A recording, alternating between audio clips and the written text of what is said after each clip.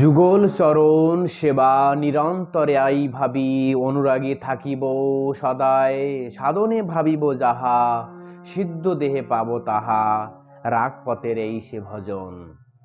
এটি হলো সাধকের সবচাইতে উত্তম স্মৃতিপট। যুগল চরণ সকল সেবা করবে নিরন্তর ভাবনা করে, হৃদয় স্থানে অনুরাগী থেকে। তখন কি হবেন? সাধক ধীরে ধীরে এক দিব্য স্তরে অধিষ্ঠিত থাকবেন। সাধনে ভাবিব যাহা, সিদ্ধ দেহে পাইব তাহা। এই হলো সাধকের স্মরণ। সে কি ভাবনা করছেন এই নিত্য সিদ্ধ স্বরূপ নিয়ে, এইটি হলো সাধকের বিশেষ স্মরণ। আর যখন এই অবস্থা তখন আসবে, পরবর্তীতে শ্রীধাম বৃন্দাবনে তিনি সেই ভাবনা নিয়ে জন্মগ্রহণ করবেন। এই জন্যে এটা বিশেষভাবে পদ্মপুরাণ তাই বলছেন, গরুড় পুরাণও একই কথা বলছেন, যে যখন কোনো ব্যক্তি বিপদে পড়লে যেমন হাহুতাশ করে বাঁচার জন্যে, ঠিক সাধক কি করবেন? গরুড় পুরাণের উক্তি, রাধা কৃষ্ণের এই সেবা সম্পাদন তদরূপ ভাবে করবেন। পতি দুর্দেশে থাকলে যেমন স্ত্রীর যে দশা হয়, সাধক ঠিক তদরূপ ভাবে হাহুতাশ করে সেইভাবে সেবা সম্পাদন করবেন, সাধন। এই জন্য এটি বিশেষ মাহাত্ম্যপূর্ণ। এই ভক্তি জীবের এক স্মরণ করাবে কিভাবে উত্তরোত্তর ভক্তি বৃদ্ধি প্রাপ্ত হবে। যেমন একটি পোকা বলছেন, কীটং পেষণ্ডকৃত ধ্যানং কুণ্ডম তেন প্রকাশিত প্রবেশিত, অর্থাৎ যেমন একটি তেলা পোকা কোন একটি কীটের অভ্যন্তরে ঢুকে যেমন তার ভয়তে সে দুর্বলতা ধারণ করে, তার রূপ চিন্তা করতে করতে সে স্বয়ং সেই রূপই ধারণ করে, ঠিক তদ্রূপ সাধক কি করবেন? রূপ এমন ভাবে স্মরণ করবেন ভগবান শ্রীকৃষ্ণের বা সেই সিদ্ধ স্বরূপের বা লীলা স্মরণ, তিনিও গোলক বৃন্দাবনে সেই দেহই প্রাপ্ত হবেন। বাহ্য অন্তরিহার দ্বৈত সাধন, বাহ্যে সাধক করে শ্রবণ কীর্তন। ভগবান চৈতন্য মহাপ্রভু বলছেন, সাধক বাইরে কি করবেন? শ্রবণ এবং কীর্তন রূপ যজ্ঞ অনুষ্ঠান করবেন। কীর্তনিয়া সদাহরি, শ্রবণ কীর্তন বন্ধ করলে হবে না, এগুলি নিত্যই চলতে থাকবে। এরই স্মৃতিপটে থাকবে লীলা স্মরণ, রাধা কৃষ্ণের এবং যুগল সেবা। আর মনে কি করবেন? মনে নিজ সিদ্ধ দেহ করিয়া ভাবন, রাত্রে দিন চিন্তে ব্রজে কৃষ্ণের সেবন। কি করবে? ভক্ত হওয়ার পরে কি করা উচিত? একটা বৈষ্ণবের আদর্শ কি ধর্ম, আর কিভাবে সে ভগবান শ্রীকৃষ্ণকে ভজনা করবেন? আমি যে ভগবান শ্রীকৃষ্ণকে সাধন ভজন করছি বা ভজনা করছি বা ভগবান শ্রীকৃষ্ণের নাম জপ করছি, এর উদ্দেশ্যটা কি? শুধু মালা তিলক বেশ পরিবর্তনের উদ্দেশ্য নয়। একটা আদর্শ বৈষ্ণবের কি কর্তব্য, একটা আদর্শ সাধকের কি কর্তব্য, তার প্রকৃত বাস্তব ধর্মটা কি? কৃষ্ণাস কবিরাজ গোসাই বলছেন, সাধক বাইরে করবেন শ্রবণ কীর্তন, ভগবান শ্রীকৃষ্ণ নাম রূপ গুণ লীলা আদি, এগুলি হলো সাধকের ধন। ভক্তি জীবনে আসার উদ্দেশ্য হলো 24 ঘন্টা কৃষ্ণ কনসিয়াসনেস থাকা, 24 ঘন্টা কৃষ্ণ ভাবনামৃতে যুক্ত থাকা। তা সে কীর্তনে হোক, শ্রবণে হোক, সেবায় হোক, স্মরণে হোক। শ্রবণাম কীর্তনম বিষ্ণু স্মরণম পাদ সেবনম অর্চনাম বন্দনম দাসস্য কাত্ম নিবেদনম। এই নববিধা ভক্তি সবসময় যাজন করবেন, অর্থাৎ ভক্তির এই 9টি অঙ্গকে সবসময় একটি না একটি ধারা চলতে থাকবে সাধকের হৃদয়ে। এই নয় যে 16 মালা জপ হয়ে গেল, ভগবান সকালে সেবা পূজা হয়ে গেল, সারাদিন আর কোনো প্রয়োজন নেই, আর যখন সময় আসে করব না। এটি সাধকের ভজন পথে অগ্রসর হওয়া পক্ষে দুষ্কর হয়ে দাঁড়াবে। প্রকৃত বাস্তব স্মরণ কি? 24 ঘন্টা সেটি হলো স্মরণ করবেন সাধক। সাধক বাইরে এবং অন্তর দুটি সাধন করবেন। বাইরে কিভাবে সাধন করবেন এবং অন্তরে কিভাবে সাধন করবেন? সাধকের মার্গ দুটি, একটি অন্তরঙ্গ কারণ, একটি বহিরঙ্গ কারণ। বাইরে তিনি কি করবেন? শ্রবণ কীর্তন যজ্ঞ অনুষ্ঠান করবেন। আর অন্তরে নিজ সিদ্ধ দেহ করিয়া ভাবন, রাত্রি দিনে করে ব্রজে কৃষ্ণের সেবন। তাহলে সাধকের কি ধর্ম?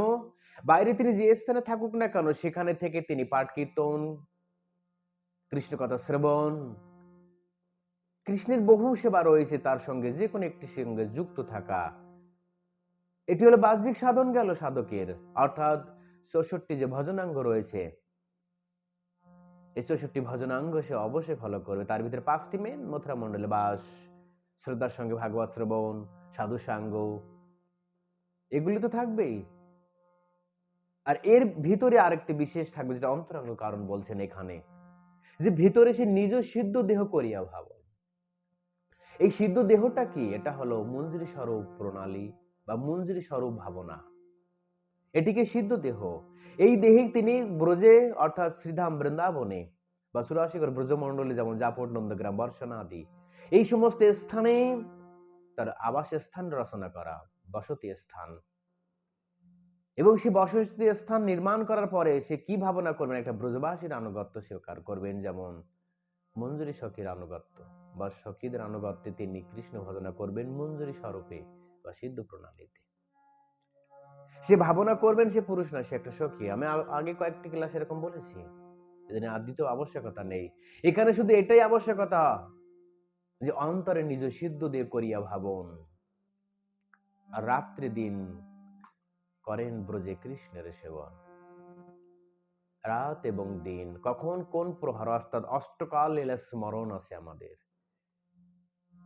দিন 4 আর রাত্রে 4, এই অষ্টপ্রহর বা অষ্টকাল লীলা স্মরণ। কোন কোন সময় কোন কোন লীলা স্মরণ করা উচিত সাধকের, সেটি তার গুরুদেবের কাছ থেকে জেনে নেবেন। সকাল থেকে মঙ্গল আরতি থেকে শুরু করে শয়ন আরতি পর্যন্ত, শয়ন আরতি পরেও লীলা চলবে, সেটি চলবেন অন্তর সেবা। সাধক অন্তর সেবা যে কোনো সময় করতে পারে, কিন্তু বিশেষ বিশেষ সময় সাধকের অন্তর সেবা আবশ্যক। একটি আদর্শ কৃষ্ণ ভক্তের কর্তব্য এটি, যে সে বাইরে কিভাবে করবেন এবং ভিতরে কিভাবে করবেন। তা মনে নিজ সিদ্ধ দেহ করিয়া ভাবন, মনে আর মানসিক লীলা স্মরণ, এটি গুরুদেবের কাছ থেকে কমসে কম সে 1 থেকে 2 বছর এই ভাবধারা শিক্ষা নেবেন, যে কিভাবে মানসিক লীলা স্মরণ করতে হয়। তার গুরুদেব অবশ্যই তাকে শেখাবেন। বাইরে কিভাবে শ্রবণ কীর্তন করতে হয় সেটা শেখাবেন। আর অন্তরে নিজ সিদ্ধ দেহ মনে কিভাবে ভাবনা করতে হয় সখী রূপ, সেটা শিখাবেন। এবং সেই রূপে কিভাবে রাধা কৃষ্ণকে ভজনা করতে হয় সেটাও গুরুদেব শিখাবেন। যদি গুরুদেব এইগুলি না শেখায়, সে রাগানুগা মার্গের গুরু নয় এবং ব্রজে প্রবেশ করার জন্য সেই শিষ্যের পক্ষে উপযুক্ত নয়। তা মনে নিজ সাধন, অনেক গুরুদেব বলছে জপ তপ করে সাধন করে এতেই হয়ে যাবে। হ্যাঁ, এতে বৈকুণ্ঠ গতি হতে পারে, কিন্তু গোলক বৃন্দাবন গতি হবে না। তাই যদি হতো, লক্ষ্মী দেবী কৃষ্ণের নাম জপ করেছিল কিন্তু কৃষ্ণকে পায়নি। ব্রজেন্দ্র নন্দন শ্রীকৃষ্ণকে পেতে গেলে তার দুটো সাধন, একটা অন্তর সাধন, একটা বাহ্যিক সাধন। তো অন্তরে নিজের সিদ্ধ দেহ ভাবনা করবেন, অর্থাৎ ব্রজের গোপিকা স্বরূপ বা মঞ্জুরি স্বরূপ ভাবনা করবেন রাধা দাসের মাধ্যমে। সাধনে যে ধন চাই সিদ্ধ দেহে তাহা পাই, পরিপক্ক এই সে বিচার, পাকিলে সে প্রেম ভক্তি, অপক্কে সাধনা গতি, ভকতি লক্ষণ তত্ত্বসার। এই হলো ভক্তির প্রকৃত তত্ত্বসার।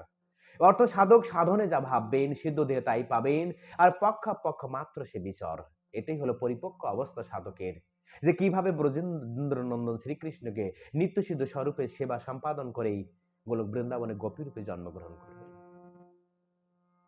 এই ক্লাসগুলি খুবই গুরুত্বপূর্ণ। আজ পর্যন্ত কেউ করেছে কিনা সন্দেহ আছে।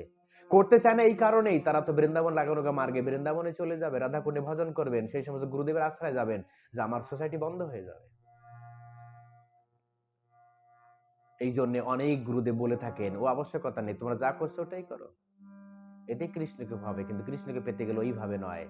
কৃষ্ণকে পেতে গেলে নিজ সিদ্ধ দেহ ভাবনা করতে হবে, যা মহাপ্রভু স্বয়ং বলছেন, নিজ সিদ্ধ দেহে করিয়া ভাবন, রাত্রে দিন চিন্তে রাধা কৃষ্ণের চরণ। রাত এবং দিন কিভাবে রাধা কৃষ্ণ লীলা স্মরণ করবেন সেটি শিক্ষা দেবেন স্বয়ং গুরুদেব। যদি গুরুদেব এই যোগ্যতা শিশুকে না দিতে পারে, সে গুরু হওয়ার, কৃষ্ণের বৈকুণ্ঠ গুরু হতে পারে, কিন্তু গোলক বৃন্দাবনে গুরু হওয়ার অযোগ্য সে। সবাই কৃষ্ণ নাম জপ করছে, কিন্তু কৃষ্ণের ধামে কেউ যেতে পারবে না, কারণ যতক্ষণ না পর্যন্ত নিত্য নিজ সিদ্ধ দেহ ভাবনা না করে কীর্তন করছেন এবং সখী রূপ ভাবনা করে। ব্রজের 4টি পরিবারে যে কোনো একটি পরিবারে ভাবনা করে যতক্ষণ না ভজনা করছে, ততক্ষণ সে কৃষ্ণ লোকে প্রবেশ করতে পারবেন না। যা এখানে ভগবান চৈতন্য মহাপ্রভু ক্লিয়ার করে দিলেন চৈতন্য চরিতামৃত গ্রন্থে। আমি নয়, মহাপ্রভু। এই জন্য পাখিলে সে প্রেম ভক্তি, এই প্রেম ভক্তি কিভাবে পরিপক্ক অবস্থা হবে, সেটি হলো এই নিত্য সিদ্ধ স্বরূপেই অবস্থান করবেন সাধক। শুধু নাম জপ করলে, গ্রন্থ অধ্যয়ন করলে, ভাগবত পাঠ করলেই আমাদের সাধকের বৃন্দাবন প্রবেশ সম্ভব নয়। সিদ্ধ দেহ স্মরণ করেই সেটি সম্ভব। এই জন্যই সবচেয়ে উত্তম হলো এটাই যে কিভাবে জীব ভগবত ধামে প্রবেশ করবেন, বা বিশেষ করে গোলক বৃন্দাবন কৃষ্ণ লোকে এখানে সেবা দেহ, বৈকুণ্ঠে পার্শ্বদ দেহ। মহাপ্রভু বলছেন দীক্ষা পুনর্চর্য উপেক্ষা না করে জিব্বে স্পর্শ আচরণে সবারই উদ্ধারে। হ্যাঁ, সবাইকে উদ্ধার করবেন, সে দীক্ষা নেক বা সদাচার থাকুক বা না থাকুক। জিব্বা স্পর্শের আচরণে সবাইকে উদ্ধারে। মহামন্ত্রে এত গুণ, কিন্তু উদ্ধার করে কোথায়? বৈকুণ্ঠ গতি দিতে পারেন, গোলক বৃন্দাবনে কৃষ্ণের ধামে নয়। কারণ সেখানে আপনাকে প্রবেশ করতে গেলে অষ্টকাল লীলা স্মরণ করে অষ্টকাল সেবা সম্পাদন করতে হয়, কারণ সেখানে শুধু সেবারূপী দেহ দেওয়া হয় পার্শ্বদের বা তার নিত্য সেবকদের সেবারূপী দেহ। সেখানে পার্শ্বদ দেহ নয়, বিহার দেহ নয়। পার্শ্বদ দেহ তো বৈকুণ্ঠে হয়, সেবা দেহ গোলক বৃন্দাবন। তুলসারতে আমরা কীর্তন করি সেবা অধিকার দিয়ে কর নিজ দাসী। এই হলো সেই দাসী বা মঞ্জুরি স্বরূপ, এটাই বলা হয়েছে এই গানের মাধ্যমে। ঠিক তদ্রূপ ভাবে এই লক্ষ্যে যে পৌঁছে যাবে কিভাবে, সেটাই এখানে বলছেন। সাধনে যে ধন পাই, বা সাধনে তুমি যা চিন্তা করবে সিদ্ধ অবস্থাতে তুমি তাই পাবে। এটি হলো সাধকের লক্ষ্যগতি।